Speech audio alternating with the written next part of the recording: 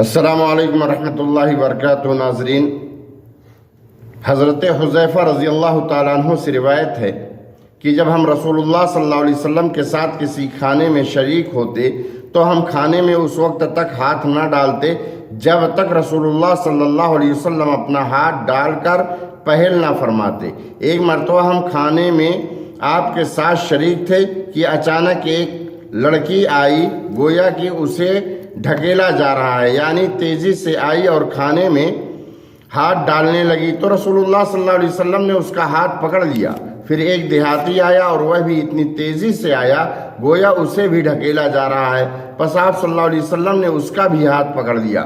آپ نے فرمایا، جس کھانے پر اللہ کا نام نہ لیا جائے تو شیطان اس کو اپنے لیے حلال سمجھتا ہے، اور وہی شیطان اس لڑکی کو لایا تھا تاکہ اس کے ذریعہ سے اس کو حلال کر لے، تو میں نے اس لڑکی کا ہاتھ پکڑ لیا۔ پھر وہ اس دیہاتی کو لایا تاکہ اس کے ذریعہ سے کھانے کو حلال کر لے، تو اس کا ہاتھ میں نے پکڑ لیا۔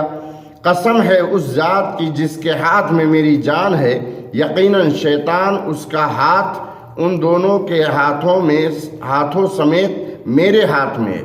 پھر آپ صلی اللہ علیہ وسلم نے اللہ کا نام لیا اور کھانا تناول فرمایا۔ یہ مسلم کی روایت ہے۔ اس میں ایک فوائد یہ ہے کہ اللہ کا نام نہ لینے والے کے ساتھ شیطان شریک ہو جاتا ہے، اور جو اللہ کا نام لے کر کھانا کھاتا ہے تو اس میں شیطان اور اس کے چیلے وغیرہ کی شرکت نہیں ہوتی ہے۔ اس لیے کھانے سے پہلے بسم اللہ ضرور پڑھ لینی چاہیے۔ اس میں ہاتھ پکڑنے کا جو واقعہ مذکور ہے وہ ایسا ہے کہ اللہ تعالیٰ نے آپ صلی اللہ علیہ وسلم کی طرف ایسا معجزہ کیا ہے، اس لیے ہمیں اور آپ کو کھانے کے وقت بسم اللہ پڑھنا چاہیے۔ لیکن آج کل ہم دیکھتے ہیں شادی بیاہ میں یا عقیقے کی دعوتوں میں لوگ ایسے کھانا کھاتے ہیں کہ ایسا لگتا ہے کہ شیطان بھی ان کے ساتھ شریک ہوتا ہے۔ اس لیے ہم جہاں کہیں بھی نہیں کھاتے وقت بسم اللہ ضرور پڑھیں اور داہنے ہاتھ سے کھائیں، اور اگر کوئی ہمارے ساتھ کھانا کھا رہا ہو تو اس سے یہ کہیں کہ آپ بھی جب ہمارے پلیٹ میں کھانا کھائیں تو بسم اللہ پڑھ کر کھائیں۔ اللہ تعالی ہم سب کو اس حدیث پر عمل کرنے کی توفیق عطا فرمائے، آمین۔